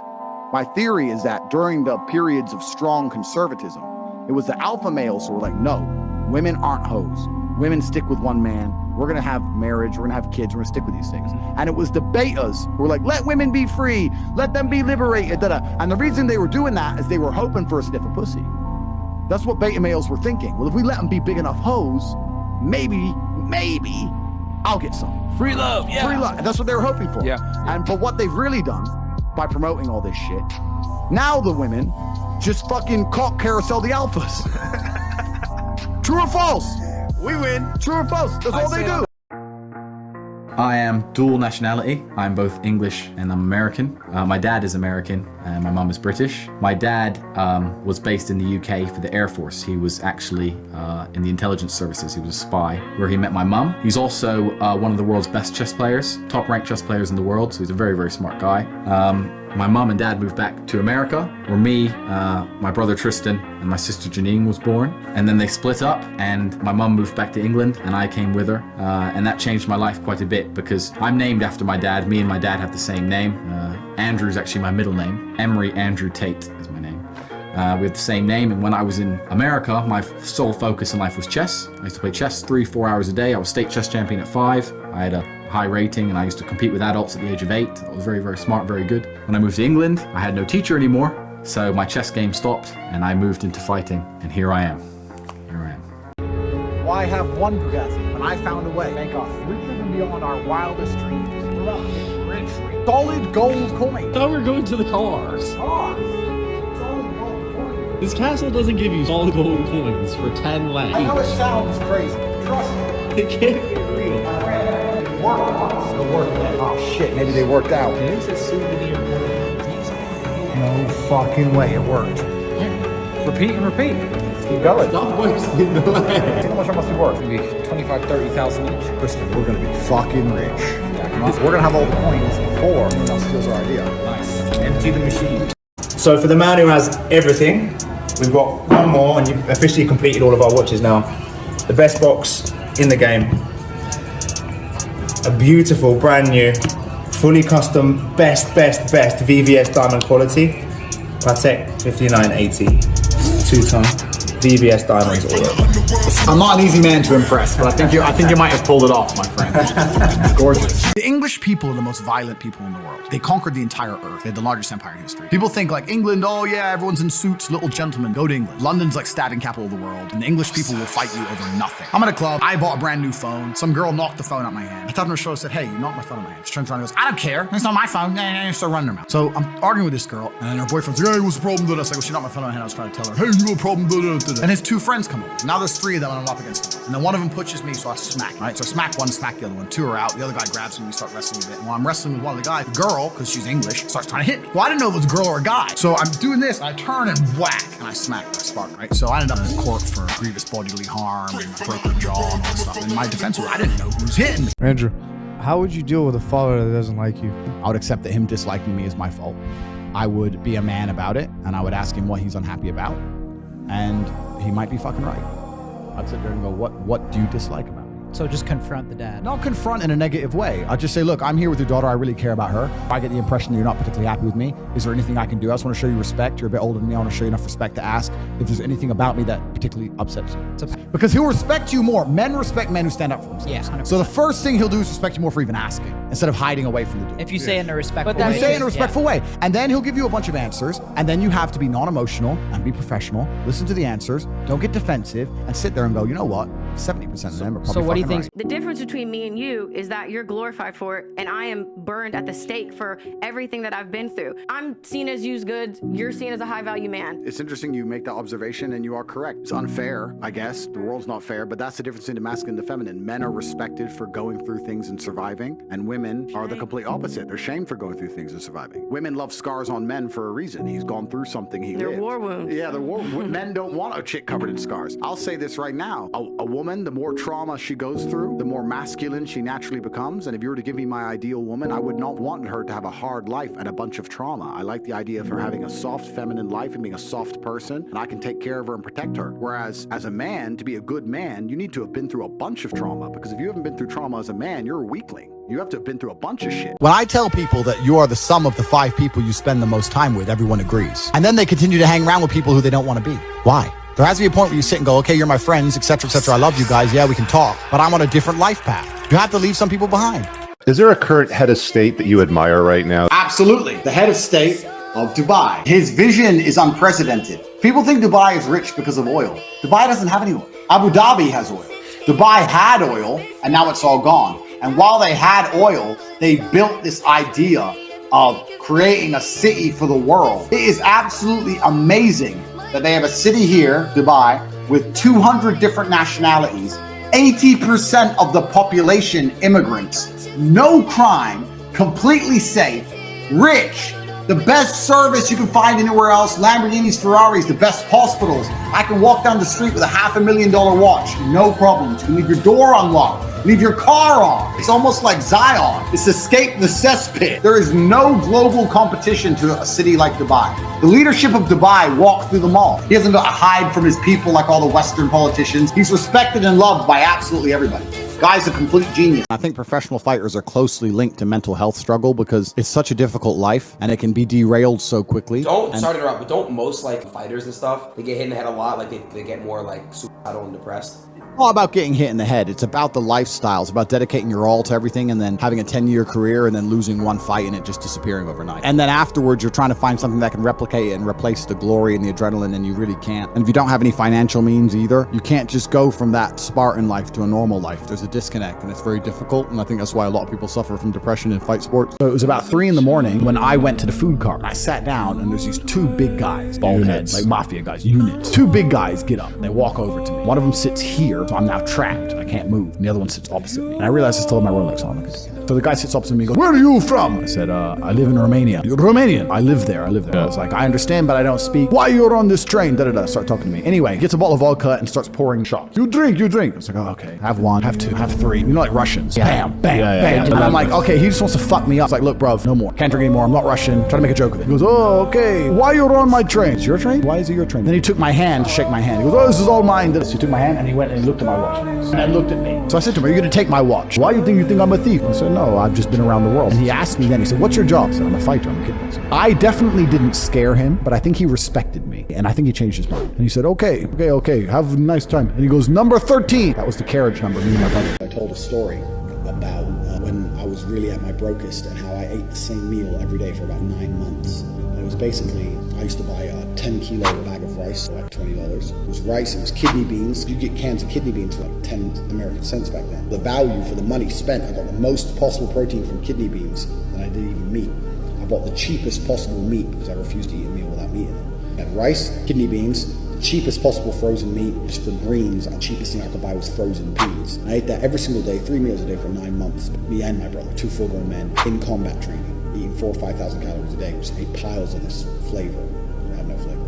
The rule one of life is do not die. A lot of people practice jiu-jitsu, wrestling, judo, these things, but you don't want to be doing that on the ground in a street fight. The number one rule of a street fight is that you never want to go to the ground because one, a lot of these moves, a lot of wrestling moves don't work the same when all bets are off, when they can bite, when they can eye gouge, those kind of things. Two, you don't know who his friends are. I mean, do you really want to be rolling around the floor with a dude and his friend comes up and football kicks you in the head? No, you don't. Three, he might have a blade on him. He pulls a blade out in the middle of a wrestling match, you're done. Four, you don't want to get arrested. I mean, with boxing, you can just hit him, 1, 2, bang, and run. That's what you should do. Smack him and run. Because you don't know, he might have 20 friends in the place. If I hit a guy, I'm running. I'm not standing around to be Rocky and be proud of myself. I'm out. Let's look at Nike, for example. Nike doesn't pay any tax. Why does Nike not pay tax? Well, I'll give you a very simple version. They have 2 companies. One set up in Belize with a 1% tax rate. One set up in Europe. The one set up in Europe sells Nike trainers, pays all the staff, pays the stores, sells all the shoes, makes all the money, blah, blah, blah, makes millions and millions and millions in profit. The one in Belize owns the trademark. So after 100 million, 200 million, whatever it is, comes into the European company. European company has a debt to Belize to use the trademark of all the profit. Yeah. Isn't that coincidental? Yeah, right. That goes to Belize. Then Belize government comes along and goes, give us 1%. Nothing. Boom, boom, done. Tax paid. All a lie. It's all a scam. The person who get fucked, it's always the same. It's the guy in the middle. There's nothing desirable about a guy like Andrew Tate. He's unattractive, physically, mentally, emotionally. He's a bad guy. You shouldn't be inspired by him.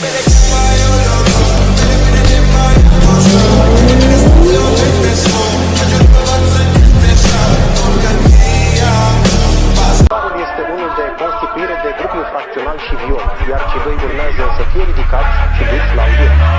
Spionari Andrew și Tristan Tate. Cei doi britanici acuzați că ar fi sequestrat 2 tinere în vila lor din voluntari sunt cercetați încă din primăvară. Perchezițiile de acum au loc în acest dosar, în care procurorii din I think the fact that I started fighting so young and I took it so seriously made me very, very aware of the fact that I have to be a selfish person. I've had girlfriends my whole life, but when you're training for a fight, in 3 days you're going to fight some psycho from Dagestan, and your girlfriend wants to complain because you don't feel like going to the movies. You're going to very quickly be like, okay, you have to go. You're going to become ruthless because it's either that or you're going to lose. Fear of fighting kept me very, very realistic with my expectations from women. You're going to be quiet now, or you can't be around me right now. I've got big problems to deal with. I got stress. I want to be with my brother. We have to train. So I've always kind of been that way, and fighting red-pilled me to some regard. Why is your lazy ass not doing the right thing and start picking and cleaning shit up? If you're sitting there going, that's sexist. Well, it's sexist for me to fucking pay for everything, isn't it, you fucking bimbo? Wow. You don't have to ask me to pay for shit. If we go for dinner, I'll get my wallet out, pay at the end. Don't even check the price of the bill. My card always works. Oh shit. Okay. And there's a lot of girls listening right now that are creaming their jeans for a guy like this. They are. Yeah. I always park in disabled bays. I'm not a bad person, but I'm a quick person. Most people are slow and stupid. I'm fast. There was no people in wheelchairs trying to use this space in those 45 seconds it took me to buy this. No one loses. But last time I took one of these spaces, someone goes, excuse me, are you disabled? And I replied, I am actually. And their face was like. Okay, now go with you, boss. What are you still doing here? Hey man, just finished. He's okay for now on because you don't like women. You don't want to? Maybe you can go with me and. Fuck off. That's my team captain. You've said enough. Go. Yeah. I'm good. Fuck you. Go out.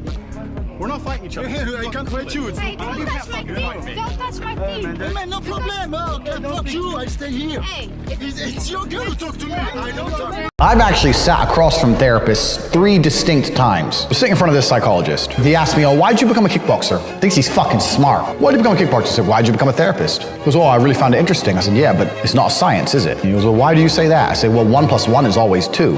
But with an alcoholic, you can have a person whose father was an alcoholic, so they're an alcoholic. You can have a person whose father was an alcoholic, so they don't drink alcohol at all. People can be in the same situation, have very different outcomes depending on who they are as an individual. So it's not a science because it's not exact. The whole point of a science is that you can predict the future. For something to be science, for something to be exact, you have to be able to predict the future with it. You can't sit there and psychoanalyze someone and tell me what I'm gonna do. You can't stop me throwing this cup of coffee in your face. So he sits there with his pen, doesn't know what to say because I'm correct, and just starts writing things down. And eventually I got tired of him writing things down, so I stood up. Just stood up really quick. And as I stood up, he shat himself and dropped his pen. I stood up and he went and dropped his pen. And I said, "You dropped your pen." And I walked out the room. I don't block with my front hand, because look how it leaves me open for your right. Over the top. My power hand, I block. Jab, I tap it. It's a tap. No power, no force, tap. A tap is enough to take it off course. The reason I don't do a big correction, jab, because if I do a big correction, you can probably get a hook round faster if I get my hand back. So I just want to tap it out of the way. Again, jab me. That's it, just tap it. And we were taught in boxing school, as soon as I block that jab, you jab back. Jab me, boom, again, again, or a hook, again, body, whatever, so playing back. I don't do this for fun. This is not a sport to me. I don't enjoy it. I hate training. I hate fighting. This is war. I was born for this. I have no choice. I'm in it. That's it. Pain. That's all I know.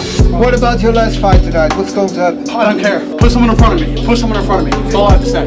Unfortunately, I was born with a mind that is hard to occupy, and I find everything boring. I find the cinema boring. I find clubbing boring. Conversations, family dinners, festivals, holidays, all the crap that everyone enjoys bores the life out of me. The only thing that keeps me mildly entertained, something which is so dangerous that I'm scared.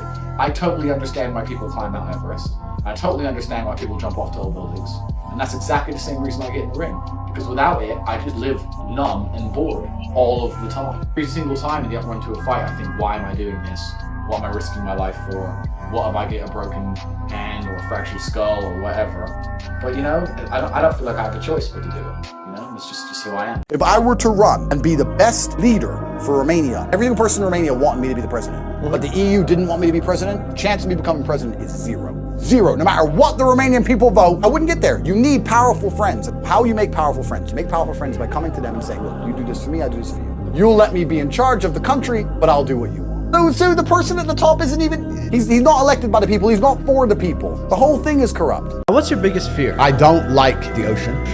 Why? Because there's fucking sharks in there. It's dark and deep. I can't be in water and it's like way low below and there's things. Nah. You know what scares me most about the ocean? You know the Mariana Trench, the deepest part in the ocean. That's deeper than a commercial flight's cruising height. So when you're on a plane and you look out the window, all that depth at the Mariana Trench, it's actually deeper than that. That is insane to me. Every time I look out the window of a plane, I'm like, never going to the ocean.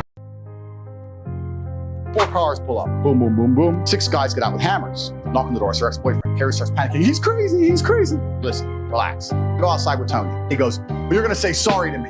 Sorry for what? Because you stole my girl, you're going to say sorry. And then we'll just go away. No, I'm not going to lie to you, my friend. I'm not sorry for fucking anything. When I said that, I saw all of their eyes go shit. Now we have to actually attack the cameras. I had one hand behind my back as well. I had nothing. I had to do something, right? Looking at me and they're like, fuck's sake. We thought he'd say sorry and he didn't. Now what do we do? Then Tony pipes up, fucking dickhead Tony. Hey man, why don't you just say sorry? As he said that, I saw all of their faces almost lit up. The other team showed weakness, inspired weakness on our side. I swear on my father's grave, I'm standing there. Tony said that. I turned, I fucking smacked him, strained his mouth, knocked him out cold.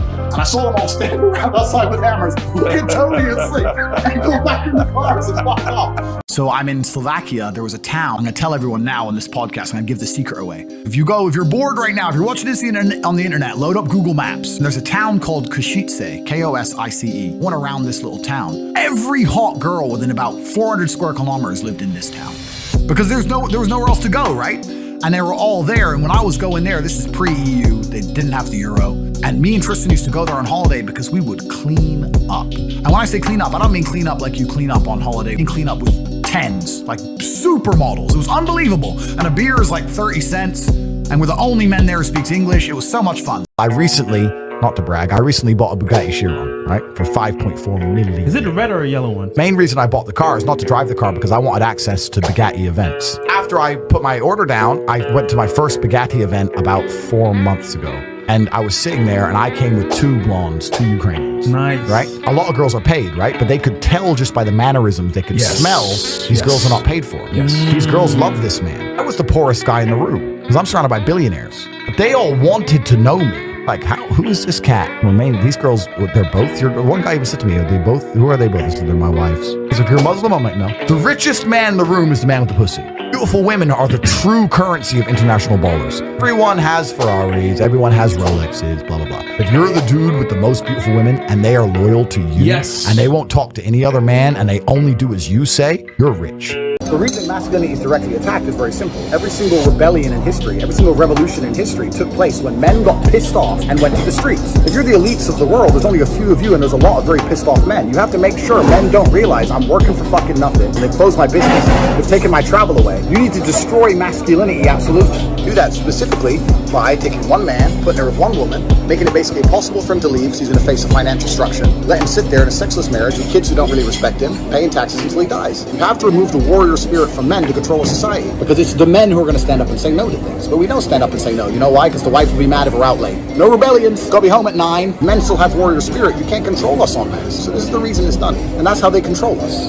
I've been to Jamaica once in my life and I will never go there again. I was put in a very nice hotel. See a taxi, I wave, dude stops. I want to go have some fun. He goes, get in the car, man, I'll show you around the island, we have fun. I said, what's your name? I said, Andrew. I go, you? And he goes, Grim. I said, Grim? He goes, yeah, Grim Reaper. I was like, Grim, where we going, bro? We're not going to no fucking club. I ain't stupid. He goes, I didn't see a club, boy.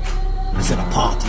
And there was about 20 Jamaican dudes, no girls. Got in the car, and within those 3 or 4 seconds, Grim had vanished. They were asking, who knows this guy? The 2 biggest guys, I will say with 99% certainty, there was a pistol in his belt. And I hear, yo, when I turn to the side, it's fucking Grim. You want the taxi home? He goes, $1,000. It was all a big setup from the beginning. He goes, I'll tell you what, you never make it off Jamaica. Motherfucker. Get back to the hotel, and I thought, I cannot pay him, can fucking call the police, and be a little bitch. You know what? I have honor. He did save me from basically getting my brains blown out. Well, I thought, you know what, Grim, here's 700. And Grim turned to me and goes, don't worry about it, boy, that's enough. Have a good time. I had one guy who messaged me, he's like, oh, I don't know what to do, I really miss my girl. I said, why'd you split up? Oh, she was talking to these guys. I was like, why do you miss her? You know, because she was my only girl, and he wanted her back. You don't want her back, because you know she's a shit girlfriend, because she messaged other guys. You just don't want to miss her anymore. It's not about wanting her back. You're just too much of a pussy to deal with the feeling of missing her. That's what the reality of it is. Most of these guys are in love with girls, and they don't even want the girl. All they do is argue with the girl. They can't stand her. She's a dickhead, and she's a cheater, but they're just too much of a pussy to feel like they miss someone. It's all a huge act of cowardice. I'm afraid to feel bad. If you're not afraid of heartbreak and you stick to your guns, if you're not afraid to say, sorry, not good enough for me, goodbye, and stick to it as a fucking man, you're gonna have a fantastic life with females. That is 85% of the game. They dislike me not just because of what I say, because everybody knows what I say is true, but because of the huge amount of influence I have, and also the influence I have over the one demographic they're most fearful of, which are the young military-age males. They're the demographic that they need to keep under control the most, because those are the ones who will lead a revolution. Those are the ones who are naturally rebellious. Those are the ones you need to fight in your armies. Those are the ones you need to be the backbone of the slave force and build the roads for a shit wage. Those are the ones you need to sit in a sexless marriage and raise kids while they're depressed and turn up and pay their taxes anyway. That demographic is the backbone of the economy, of the defense of a nation. They're the #1 enemy to the state if they decide to get in a big group together. Like, I don't want to be misogynistic, I've been accused of it enough, but if 100,000 women get in one place and complain, it's inconvenient. If 100,000 men get in one place and complain, it's a revolution. So they're scared of men free thinking, and they're scared of young men free thinking, and my fans are young military-age males, and I teach them to free think. So they look at me and they literally see me as a threat to the world, and that's why I think they're going to try and kill me. Watched American Pie the other week, and I thought that would have been the best time to be alive. You know, like 2003. Like, you can still call the people you care about if it's a real emergency, but no one's glued to their phone. No one's scrolling social media. No one's trying to take an Instagram picture. Everyone's just at the crappy party, enjoying the crappy party. Like, if you go to Dubai and you look around the bar, half the people aren't having fun. They're just purely trying to get Insta stories to look like they're having fun. So it's pure like, ha ha ha ha. Okay, so if you go on a really fun night out, you don't take your phone. So when I see someone who went on a night out and took 20 stories dancing and laughing and having a great time, I know them. Because if you really have a great night out, you don't take any stories and you forget to check your phone. Watched American Pie the other week, and I thought that would have been the best time to be alive. You know, like 2003. Like, you can still call the people you care about if it's a real emergency, but no one's glued to their phone. No one's scrolling social media. No one's trying to take an Instagram picture. Everyone's just at the crappy party, enjoying the crappy party. Like, if you go to Dubai and you look around the bar, half the people aren't having fun. They're just purely trying to get Insta stories to look like they're having fun.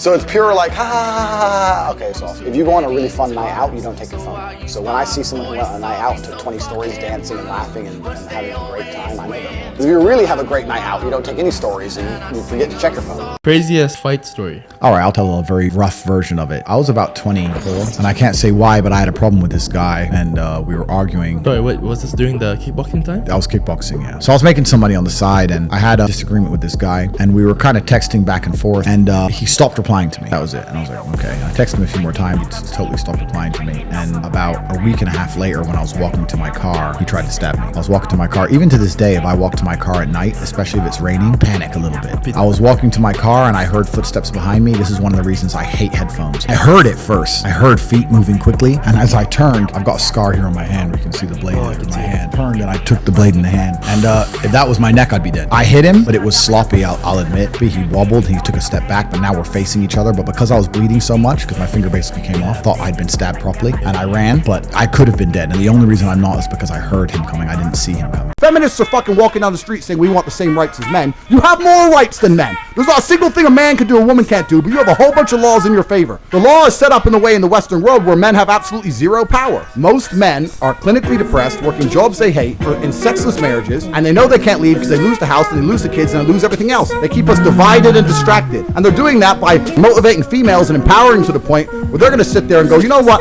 I'm a feminist. You can't tell me what to do. I'm allowed to go out with my friends. He's just my friend. I'm allowed to sleep at his house and drink vodka. Oh, I only sucked his dick. What's the problem? You know what? Fine, we get a divorce. I'm taking the fucking house. Yeah. It's bullshit. Do you think the president matters? No. Well, I think Trump mattered because he was the last bastion of resistance to the shadow figures who truly run the world. I believe Trump was the last hope of a president who actually had ideas and actually cared. Putin said this in an interview. They said, what do you think of Trump? He said, I've been through 3 US presidents and they all have amazing ideas. But the ideas don't get implemented because people don't understand how strong the bureaucracy of America is. When the people with the dark suits arrive and explain to him how things are really done, his ideas will not come to fruition.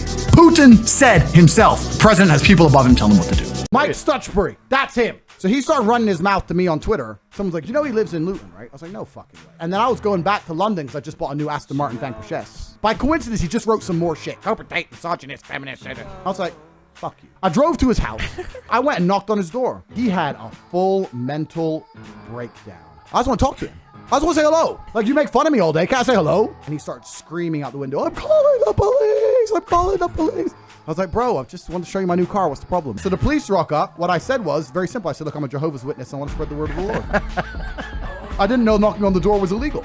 And then I got a lawyer. My lawyer's like, well, you've only been warned once. You can be warned 4 times. I was like, yeehaw! I'm coming back, Mike. I'm coming back. He actually moved house because of me. He did? Yeah, he left. What? Yeah, he moved out. But there's a whole bunch about health and lifting weights and stuff that I don't understand. I'm a fighter, right? I don't know about bodybuilding. I don't know about any of this shit. I don't pretend I know. All I know is what works for me. I know that I could probably be stronger if I ate more, I've been told. Yeah. But I don't want to lift heavy weights. I tried to lift heavy weights for the first time 2 days ago. I was at my friend's house and I was like, how much can I bench? I don't even know. So I put a video up. I did 140 for 2 and I wanted to do more. But 140 kilo for 2, easy. I could have done more. But the reason I stopped, I need to stop working out. But the reason I stopped is my shoulder fucked up, and now it's not bad. But it's even my shoulder now is aching. I'm like, why do people lift heavy weights, bro? You just hurt yourself. Yeah, I'll tell you. But I maybe should have warmed up. I just sat down with 140 like a dickhead. But I only lift. I only lift 40, 50 kilos at a time. I like to stay fast. Maybe my boxing style is all speed. So I don't eat more to get bigger. 1 meal a day is good. I like being hungry most of the day. It keeps my brain firing. When you're hungry, you're on. When you're full, you're not. I feel better when I'm hungry. At the height of my fame, I started getting very strange invites from a friend of a friend of a friend who had like a private island in Greece, or a friend of a friend of a friend who's doing this private event. It was always on private islands, very private. 10 guys, 400 girls. And I thought maybe this is just degeneracy, but maybe also they're gonna drug my drink, or there's cameras everywhere, or you don't know this stuff, and they get leverage over you. And then you're in real trouble. Then you have to shut up when they tell you to shut up. World's scary, man. For everyone watching at home, I would never kill myself. When my father was still alive, he died a few years ago. When my father was still alive, I said to him, I said, what is all this Taliban war shit about? Why are the Taliban even fighting back? And my dad turned to me and said, they're fighting for the rights to have virgin wives who are still going to obey them. They've seen the Western lifestyle and they don't want it. Wow. And I was like, wow. You're telling me this is all down to pussy? He goes, imagine you're in the Taliban. Imagine you're raised a certain way, and then you've looked at American culture. You looked at the strippers, you looked at the hoes, you looked at it all, and America's trying to bring America. And you're like, no, at least let me have my family. I'm not even saying they're right, but I'm saying a lot of what this shit's happening, a lot of these guys are out there dying just to protect their right to have a virgin wife who'll make them a sandwich. But that's what it is. That's all they want. No. If you're a villager in fucking Afghanistan in the Taliban, all you want is a wife and a family and a little fucking goat. You don't want freedom, America, attack them. They don't want to fucking come here and shoot up. They're busy, right? That's the truth about it all, right? So there's a certain lifestyle that they're trying to protect.